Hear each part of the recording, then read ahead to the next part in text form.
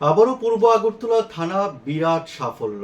চুরি যাওয়া 3টি বাইক রাজ্যের বিভিন্ন প্রান্ত থেকে উদ্ধার করে প্রকৃত বাইক মালিকের হাতে তুলে দেয় আজ পূর্ব থানার ওসি রানা চ্যাটার্জি। এ বিষয়ে আজ সংবাদ মাধ্যমের মুখোমুখি হয়ে গোটা ঘটনা সম্পর্কে কি বলছেন শুনুন।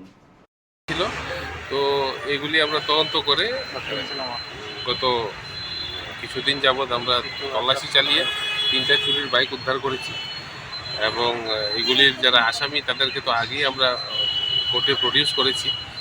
আজকে আমরা আদালতের আদেশ মূলে এই যারা এই চুরির বাইকগুলি যা আমরা উদ্ধার করেছি তাদের ওনারকে আমরা হ্যান্ড ওভার করছি লিগেলি, সমস্ত প্রসিডিউর মেনটেন করে আদালতের আদেশ নির্দেশ অনুসারে।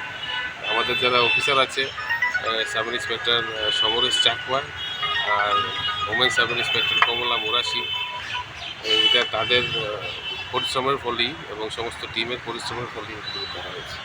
আচ্ছা, কোথা থেকে বাইকগুলো উদ্ধার করা হয়? বিভিন্ন জায়গা থেকে উদ্ধার করেছে, আগরতলা শহরের বা পার্শ্ববর্তী অঞ্চল থেকে বিভিন্ন জায়গা থেকে। কবে চুরি হয়েছিল? বিভিন্ন সময়ে চুরি হয়েছে। আমরা কেস নিয়েছিলাম, কেস গত আপনার জুন মাসে কেস নেওয়া হয়েছিল। মোট কয়টা? 3টা।